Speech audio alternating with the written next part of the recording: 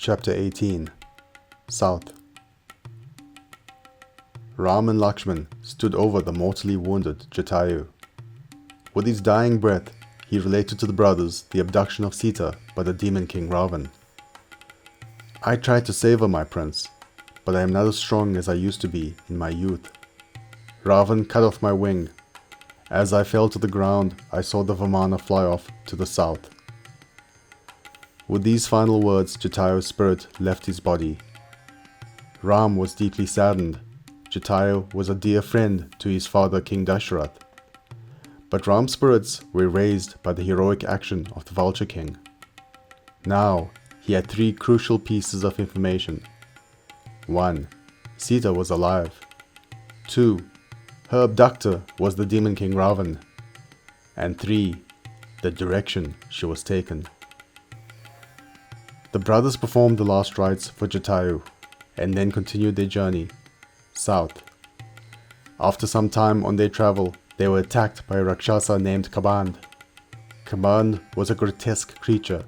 His head and thighs were sunken into his body. He had one eye on his chest and a ravenous mouth on his stomach. His arms were long and strong. After a fierce battle, the brothers cut off his arms, and Ram brought the creature down with an arrow.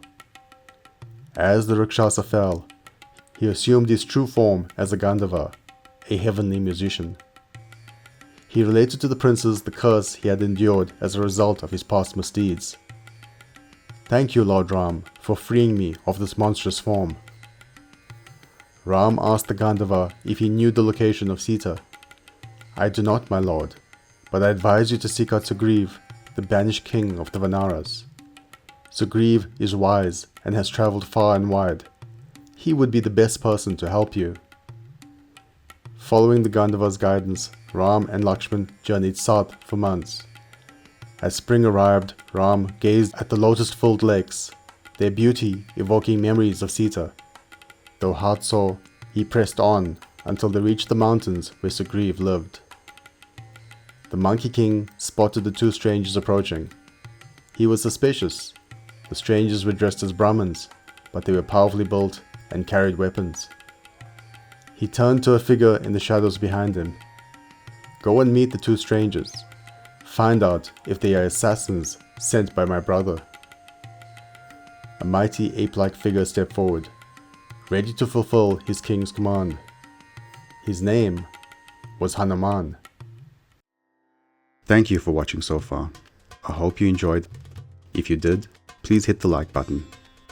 If you're new here, please subscribe. This will ensure that more people can find this resource. Click the notification button so that you can be the first to know about new uploads. And please do comment below.